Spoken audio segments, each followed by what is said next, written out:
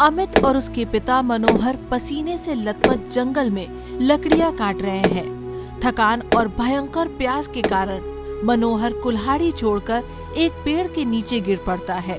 अमित चिल्लाता है, पर मनोहर की नब्ज हमेशा के लिए रुक जाती है। बाबूजी, आंखें खोलिए बाबूजी।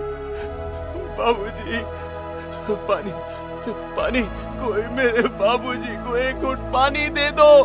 बाबूजी, बाबूजी। कुछ महीनों बाद शीतल की 7 साल की बेटी सपना घर के सूखे आंगन में खेल रही थी। अचानक उसकी छाती में तेज दर्द उठता है। वह अपनी छाती पकड़ती है और खांसते हुए खून की उल्टियां करके बेहोश हो जाती है। गरीबी इंसान को कदम कदम पर परेशानी के नए मोड़ दिखाती है।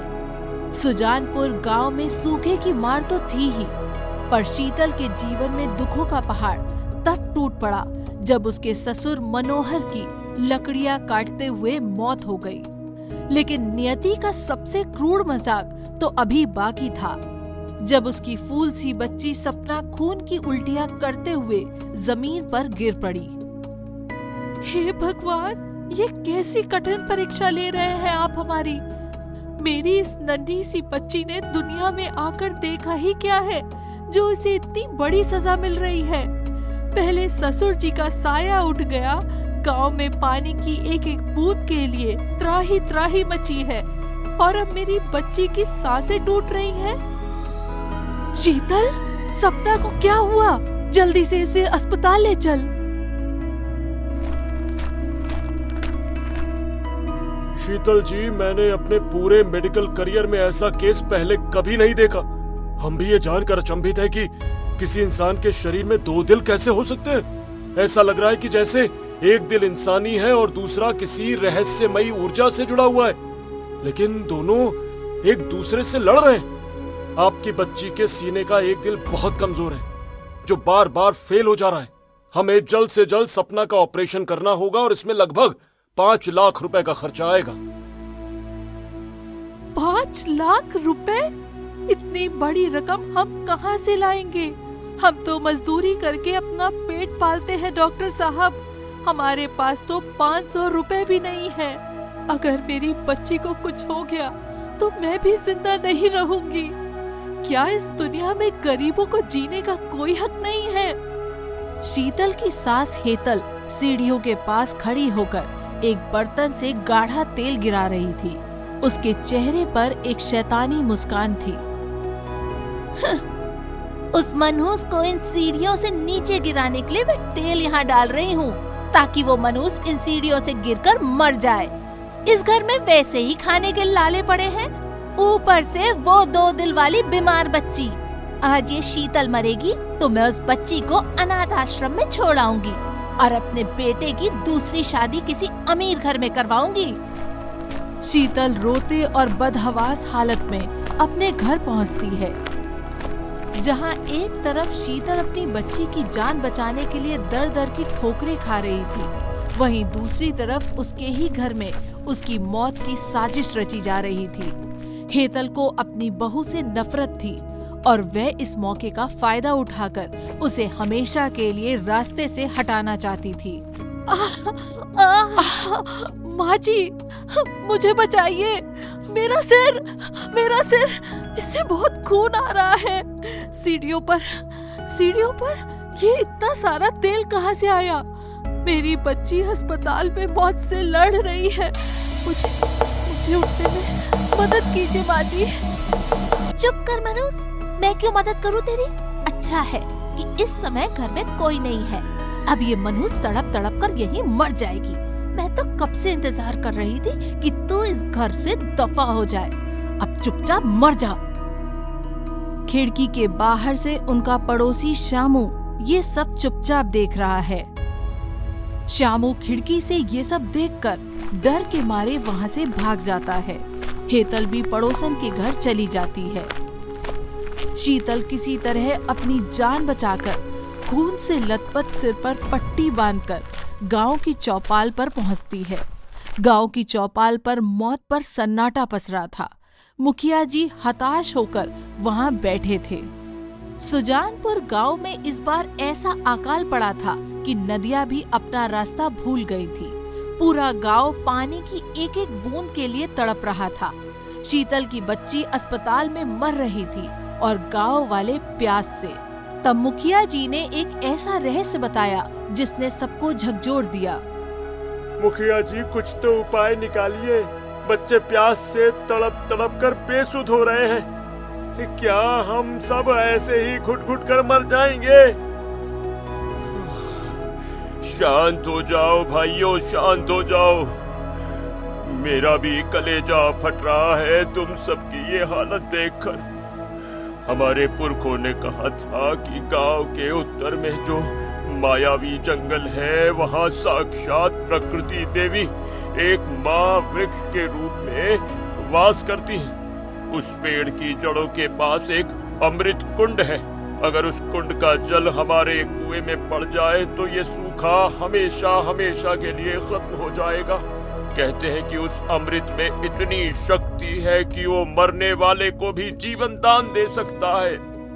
मुखिया जी, मेरी बच्ची सपना के शरीर में 2 हार्ट है और एक हार्ट फेल हो रहा है। मेरे पास इलाज के पैसे नहीं है। अगर उस मायावी जंगल के अमृत से मेरी बच्ची बच सकती है तो मैं अभी उस जंगल में जाने के लिए तैयार हूँ। चाहे मुझे अपनी जान ही क्यों ना देनी पड़े, मैं अपनी बच्ची के लिए वह अमृत लेकर आऊंगी। काकी, आप अकेली नहीं जाएंगी। मेरे पिताजी जब जिंदा थे तो वो वन वंश की कहानियां सुनाते थे। उन्होंने कहा था कि जंगल हमेशा अपने रक्षकों को पहचानता है। कालू, वैसे भी हम यहाँ मौत का इंतजार ही कर रहे हैं। मैं जाऊंगा और माँ वृक्ष से जीवन लेकर ही लौटूंगा। तभी चौपाल के पास घोड़ों की टापों की तेज आवाज आती है।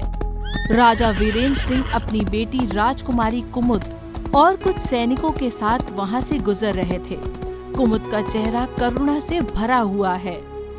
जीतू ने अपने जीवन में पहली बार किसी राजकुमारी को देखा था। कुमुद को देखकर उसे लगा जैसे कोई परी सीधे कहानियों से उतरकर आ गई हो। पर जहां एक तरफ प्रेम और बलिदान की भावनाएं जन्म ले रही थी, वही कालू के मन में लालच का एक भयानक बीज अंकुरित हो रहा था। कालू मन ही मन एक बहुत ही स्वार्थी और लालची योजना बना रहा होता है। पुत्री कुमुद, ये गांव तो पूरी तरह श्मशान बन चुका है। हमें जल्द से जल्द राजधानी लौटकर इनके लिए पानी की व्यवस्था करनी होगी। पिताजी, पानी पहुंचने में कई दिन लग जाएंगे। तब तक यहाँ कोई जीवित नहीं बचेगा। एक राजा का कर्तव्य केवल राज सिंहासन पर बैठना नहीं होता, बल्कि अपनी प्रजा के दुखों को अपना समझना होता है। मैं इन गरीब लोगों और उस रोती हुई माँ की मदद के लिए मायावी जंगल में माँ वृक्ष की तलाश में जाऊंगी। क्या? नहीं, वो वन शापित है कुमुद, तुम वहां नहीं जा सकती। मुझे जाना ही होगा पिताजी, ये मेरा राजधर्म है।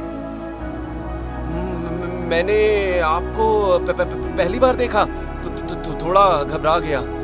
पर आप चिंता मत कीजिए राजकुमारी जी, मैं लकड़हारे का बेटा हूँ। मैं आपको और शीतल काकी को उस जंगल के हर खतरे से बचाऊंगा। सुना है उस जंगल में पुराने राजाओं का खजाना भी छिपा है। अगर मैं इनके साथ जाऊं तो सोना जरूर मिल जाएगा। जीतू मेरे भाई, मैं तुझे अकेले मौत के मुंह में कैसे जाने दूं? हम बचपन के यार हैं, मैं भी तेरे साथ चलूंगा यार।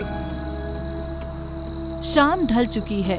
जीतू, कुमुद, शीतल और कालू घने मायावी जंगल में प्रवेश कर चुके हैं। जंगल के अंदर से रहस्यमयी फुसफुसाहटें और झींगुरों की डरावनी आवाजें आ रही हैं। मायावी वन में कदम रखते ही पीछे का सारा रास्ता रहस्यमयी तरीके से गायब हो गया। यहाँ की हवा में खौफ और जादू दोनों घुले हुए थे। हर कदम पे ऐसा लग रहा था जैसे हजारों आंखें उन्हें घूर रही हो। कालू का लालच अब धीरे धीरे डर में बदल रहा था।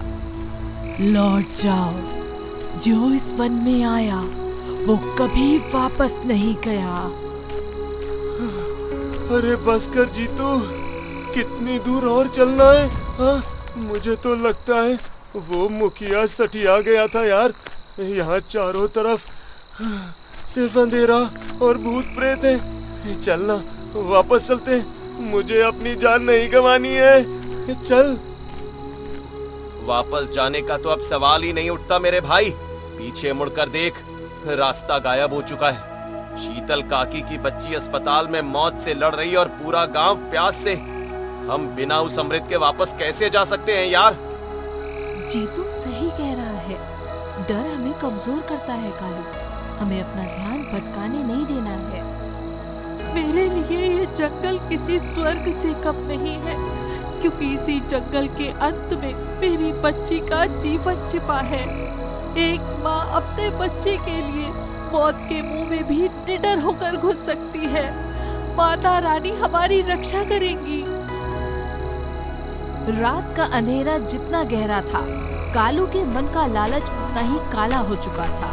सोने और खजाने की भूख ने उसे इतना अंधा कर दिया था कि उसने अपने बचपन के दोस्त और एक मासूम राजकुमारी को मौत के मुंह में छोड़ने का फैसला कर लिया। लेकिन उसे नहीं पता था कि मायावी वन में लालच का फल हमेशा भयानक होता है। ये जीतू तो बिल्कुल बेवकूफ है। इसे लगता है कि हम यहाँ समाज सेवा करने आए।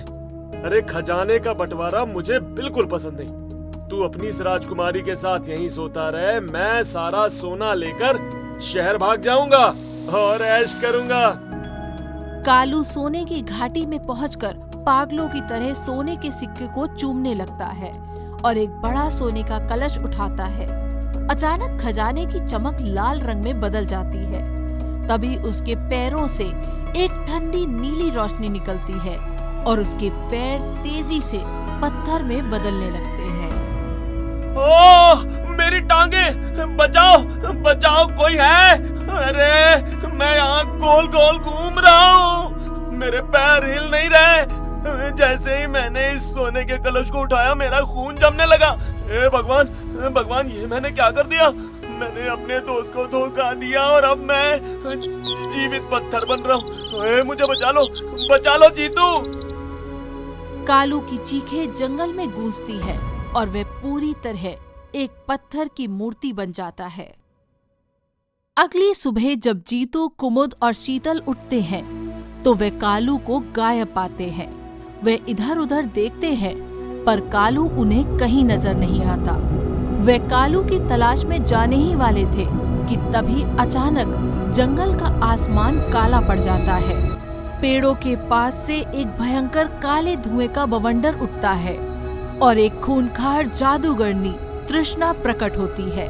उसका रूप बहुत ही डरावना होता है। जहां एक तरफ दोस्त का धोखा था, वहीं दूसरी तरफ 100 साल की खूंखार जादूगरनी तृष्णा की काली नजरें जीतू पर पड़ चुकी थी। तृष्णा को पता चल गया था कि जीतू के खून में वन वंश के रक्षकों की पुरानी और असीम शक्ति छिपी है। वह उसी शक्ति को चूस कर अमर होना चाहती थी। कहाँ जा रहा है प्यारे लड़के? इतने छिपकर चलने से क्या होगा?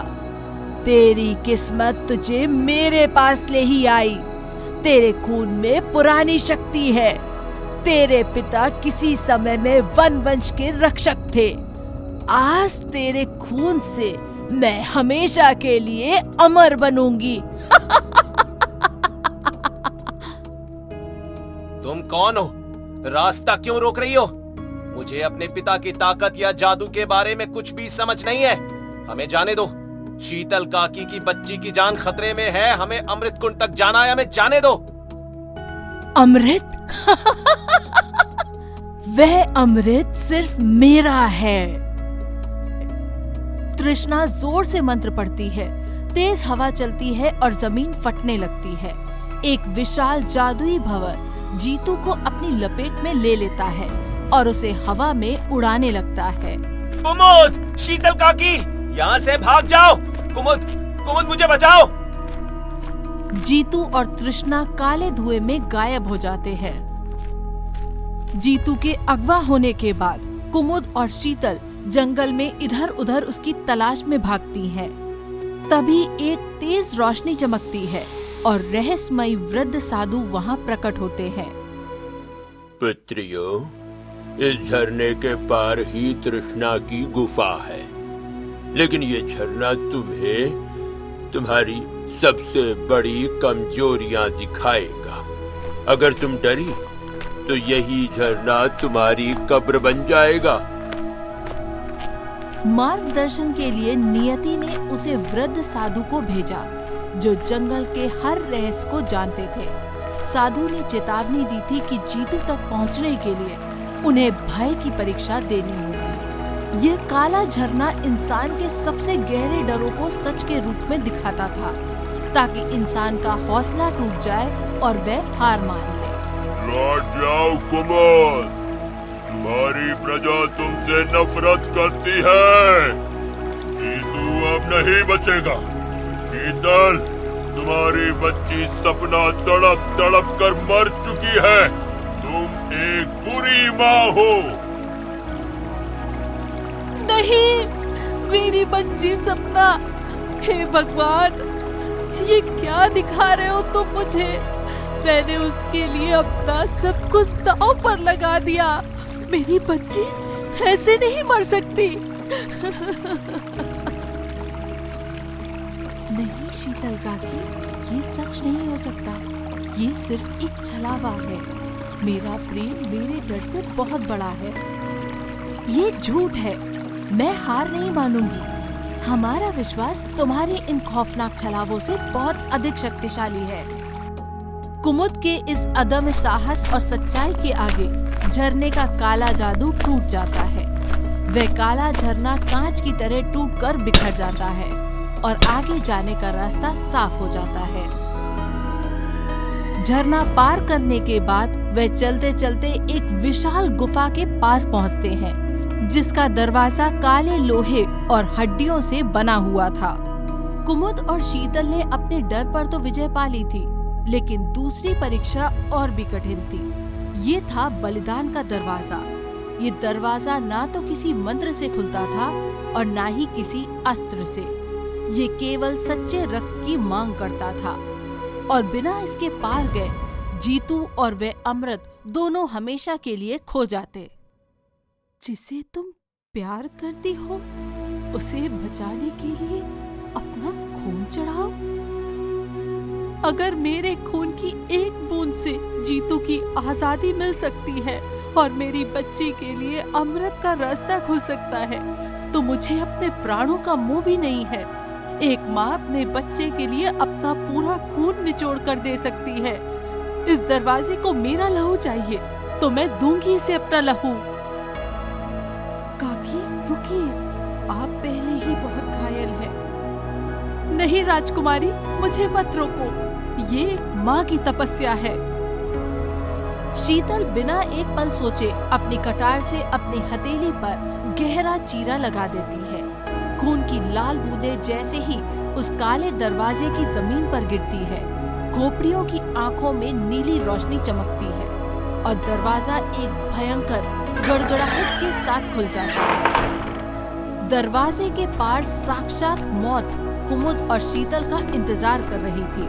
100 साल की वह खूंखार जादूगरनी अपनी सफलता पर मुस्कुरा रही थी। तृष्णा को केवल खून नहीं बल्कि वह अमृत भी चाहिए था जो उसे अजय बना सके। उसने एक ऐसी पहेली रखी जिसका गलत जवाब उन्हें हमेशा के लिए पत्थर बना सकता था। जीतू को छोड़ दो तृष्णा, मैं हाथ फैलाकर विनती कर रही हूँ। बस उसे आजाद कर दो, उसके साथ जरा सा भी और जुल्म मत करो। नहीं कुमुद, तुम यहाँ से चली जाओ। मैं नहीं चाहता कि तुम मेरी वजह से तकलीफ में पड़ो। जाओ, शीतल काकी को लेकर भाग जाओ यहाँ से। मेरी मौत लिखी है तो मुझे मरने दो। जाओ। अच्छा, तो आज बलिदान की रात है। देखूंगी कौन सा प्यार ज्यादा मजबूत है। अगर तू इस जीतू को बचाना चाहती है और ये अमृत कुंड ले जाना चाहती है, तो मेरी पहली सुलझा। ध्यान से सुन मानव, वो कौन सी चीज है जो इंसान को मारती भी है और बचाती भी है? कुमुद और शीतल सोच में पड़ जाती है। तुम्हारी पहेली बहुत आसान है जादूगरनी। जो मारती भी है और बचाती भी है वो है पानी। बाढ़ बनकर मारता है और प्यास बुझाकर बचाता है, और उसी पानी यानी इस अमृत के लिए हम यहाँ आए हैं। जीतू का सही जवाब सुनकर तृष्णा गुस्से से तिलमिला जाती है। वह अपना काला जादू करने ही वाली होती है कि तभी गुफा में एक तेज दिव्य प्रकाश फैलता है और वे वृद्ध साधु वहां प्रकट होते हैं। इसी बीच कुमुद कुंड के पास जाकर कलश में अमृत भर लेती है। पहेली सुलझ चुकी थी, लेकिन 100 साल का अंधकार आसानी से हार नहीं मानने वाला था। जब बुराई अपनी सारी सीमाएं पार कर देती है, तब नियति खुद उसका अंत करने के लिए बीच में खड़ी हो जाती है। सच्चाई और ममता की शक्ति के सामने अब तृष्णा का विनाश निश्चित था। तृष्णा, आज तेरा अंत है। बहुत दिनों से तेरी काली शक्तियों को सहन किया है मैंने। तूने प्रकृति के नियमों को तोड़ा है। अब तेरे हर छल कपट का हिसाब यहीं और इसी पल होगा। मूर्ख लड़के, हाथ मत लगाना। और साधु, तू भी सुन ले, मेरी छड़ी उन लोगों को भी भस्म कर देती है जिनके पास 500 साल की तपस्या का बल हो। आज तुम सब मेरे हाथों मारे जाओगे। अमृत जीवन के लिए है, बुराई के लिए नहीं। कुमुद, काकी, अमृत का प्रहार करो। कुमुद और शीतल फुर्ती से आगे बढ़ती है और कलश का पवित्र अमृत सीधा तृष्णा की जादुई छड़ी और उसके शरीर पर छिड़क देती है। नहीं, ये तूने क्या किया? अमृत की पवित्रता मुझे जला रही है। छड़ी का काला मंत्र उल्टा चल जाता है। तृष्णा भयंकर दर्द में चीखती है और उसके शरीर से किरणें निकलने लगती हैं। कुछ ही पलों में वह राख और पत्थर में बदल बिखर जाती है। उसी क्षण जीतू की जादुई जंजीरें टूट जाती हैं और वह आजाद हो जाता है। पूरा गांव उदास और बेबस होकर उसी चबूतरे के पास बैठा है। तभी जीतू, कुमुद, शीतल और इंसान बन चुका कालू गांव में प्रवेश करते हैं। राजा वीरेंद्र सिंह भी यहाँ मौजूद होते हैं। मायावी जंगल का श्राप टूट चुका था। राक्षस के मरते ही कालू का पत्थर शरीर भी पिघल गया और उसे अपनी भयानक गलती का एहसास हो गया। अब समय था उस सूखे गांव और शीतल की मरती हुई बच्ची को नया जीवन देने का, जहां से ये सारी कहानी शुरू हुई थी। मैं पापी हूँ। मैंने अपने भाई जीतू को धोखा दिया है। इसने यमराज के मुंह से मुझे खींच लिया। मैं अब कभी लालच नहीं करूंगा। मुझे माफ कर दो गांव वालों, मुझे माफ कर दो। मैंने सोने के लालच में तुम्हारे प्राण संकट में डाले, मुझे माफ कर दो। जीतू कलश से अमृत की कुछ पवित्र बूंदें सूखे बंजर कुएं में डाल देता है। अचानक जमीन के अंदर से एक तेज गड़गड़ाहट होती है। कुछ ही सेकंड में कुएं से मीठे और शीतल पानी का एक विशाल फवारा फूट पड़ता है। पानी की धार आसमान को छूती है। गांव के बच्चे खुशी से नाचने लगते हैं और लोग उस पवित्र जल को अपने हाथों में भरकर पीने लगते हैं।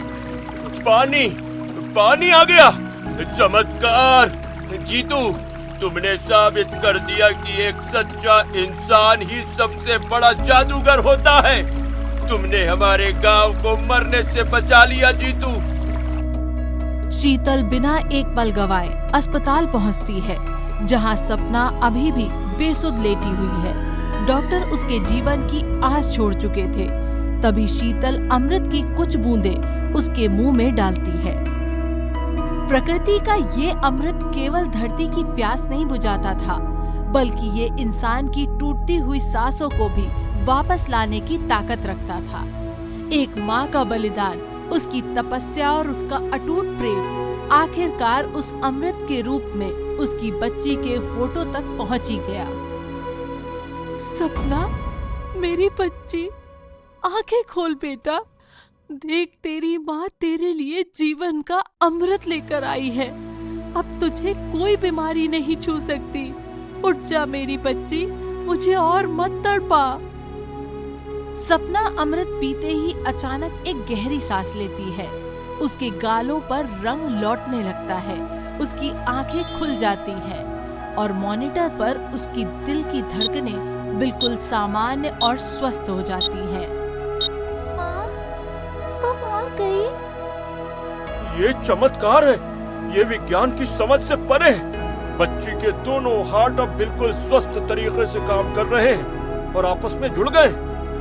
भगवान जी का लाख लाख शुक्र है कि मेरी बच्ची ठीक हो गई। मेरे पति का बलिदान और जीतू की मेहनत आज सफल हो गई। शीतल अपनी स्वस्थ बच्ची सपना को लेकर गांव पहुंचती है। वहां पहुंचकर वह देखती है कि उसके घर के बाहर भीड़ जमी है। पुलिस भी वहां आई होती है। एक बात हमेशा याद रखना दोस्तों, कि जुर्म कभी नहीं छुपता। जहां एक तरफ सच्चाई और पवित्रता की जीत हुई थी, वहीं बुराई और साजिश को उसके अंजाम तक पहुंचाने का समय आ चुका था। हेतल को लगा था कि उसका गुनाह कोई नहीं जान पाएगा, लेकिन न्याय की नजर से कोई नहीं बच सकता। हेतल देवी, हमें अस्पताल से शिकायत मिली थी और तुम्हारे पड़ोसी श्यामू ने गवाही दी है कि उसने तुम्हें सीढ़ियों पर तेल डालते हुए साफ देखा था। पुलिस को तुम्हारे घर के कूड़ेदान से तेल का वो बर्तन भी मिल चुका है। ये कोई हादसा नहीं है, बल्कि शीतल की हत्या का सीधा प्रयास है ये। नहीं इंस्पेक्टर साहब, ये झूठ है। मैंने कोई तेल नहीं गिराया। ये कलूटी खुद ही फिसल कर गिर गई होगी। मुझ पर रहम कीजिए। रहम? आपने एक बीमार बच्ची की बेबस माँ को सीढ़ियों से गिराकर मारने की कोशिश की और आप रहम की भीख मांग रही हैं? अगर आज मुझे कुछ हो जाता तो मेरी बच्ची घुट घुट कर मर जाती। आप जैसी राक्षसनी को जेल में ही सड़ना चाहिए।